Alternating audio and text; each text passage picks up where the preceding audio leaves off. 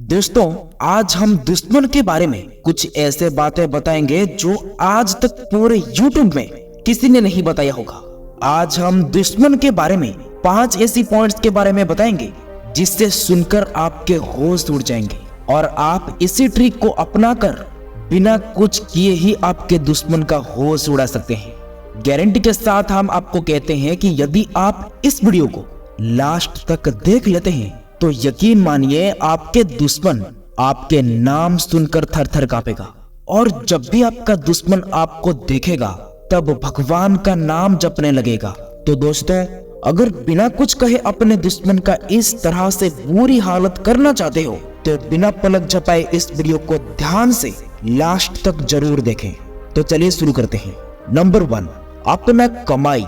दोस्तों, अपना कमाई के बारे में कभी भी अपने दुश्मन को ना बताएं। इस बात का हमेशा ध्यान रखें कि जो आपका निंदा करते हैं, आपसे ईर्ष्या करते हैं, आपको अपने दुश्मन समझते हैं, जो व्यक्ति आपके पीछे चुगली करते हैं, ऐसे लोगों से भूल कर भी अपनी कमाई के बारे में ना बताएं, क्योंकि ये लोग ऐसे होते हैं जो सिर्फ आपको हानि ही पहुंचाने की कोशिश करते हैं। ये तो कभी भी नहीं चाहते हैं कि आप अपने जीवन में खुश रहे और ऐसे लोग आपके धन संपत्ति हड़पने के लिए भी प्लान कर सकते हैं।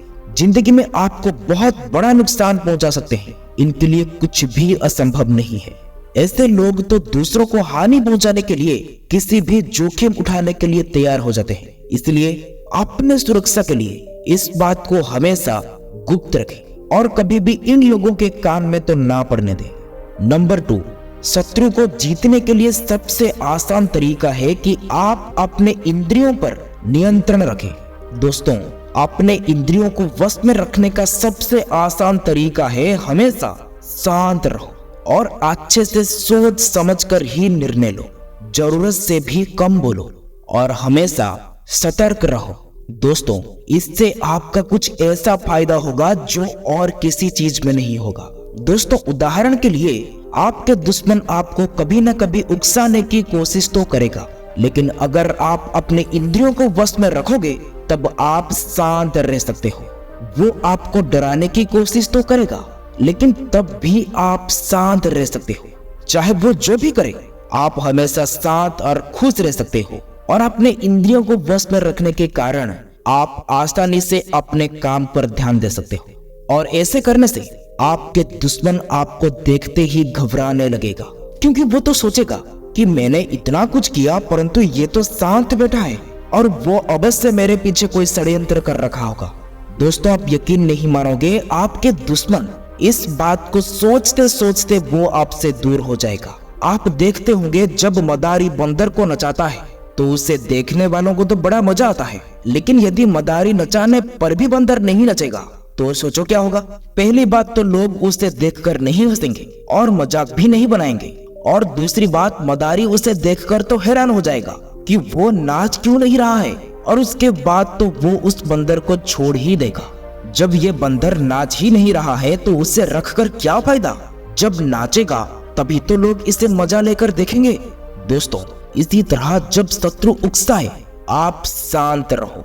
भगवत गीता में भी भगवान श्री कृष्ण कहते हैं कि जो व्यक्ति अपने इंद्रियों को वश में कर लिया है वो इस पूरी ब्रह्मांड को वश में कर सकता है।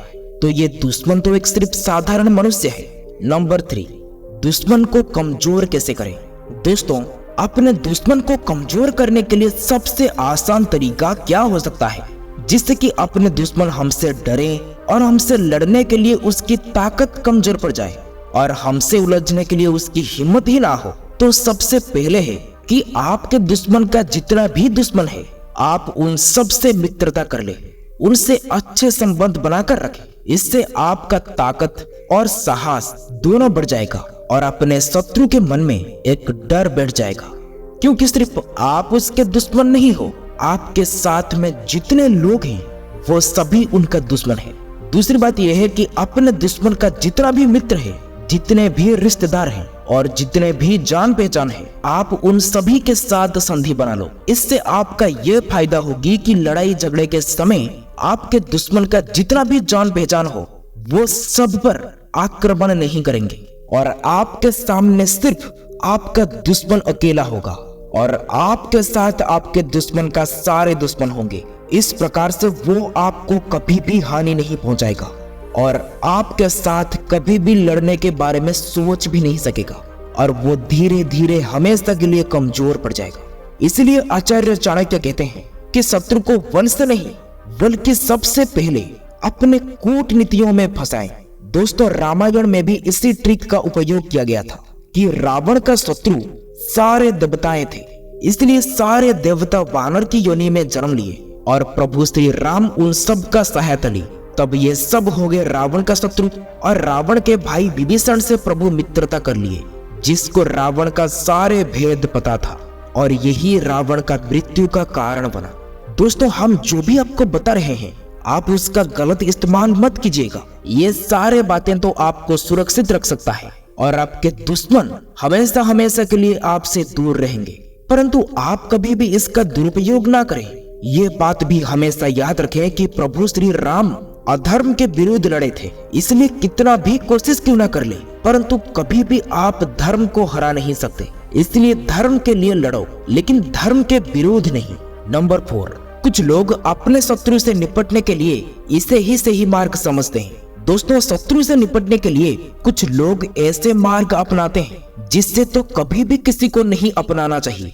अपना गुस्सा शांत करने के लिए कुछ लोग तो अपने दुश्मन का चप्पल चुरा लेते हैं और कुछ लोग तो छत के ऊपर से कपड़े ले जाते हैं। और आप यकीन नहीं मानोगे, जो महिलाओं से दुश्मनी करता है वो तो कभी कभी सीधे गर्म पानी करके अपने दुश्मन पर फेंक देते हैं। मैंने भी कई सारे महिलाओं को देखा है कि वो झगड़े के समय अपने दुश्मन को काट लेते हैं। और कुछ लोग तो ऐसे गंदी गंदी बातें करते हैं कि दुश्मन 2-4 दिन तक खाना भी नहीं खा पाता। लेकिन असल में ये सब कभी भी नहीं करना चाहिए।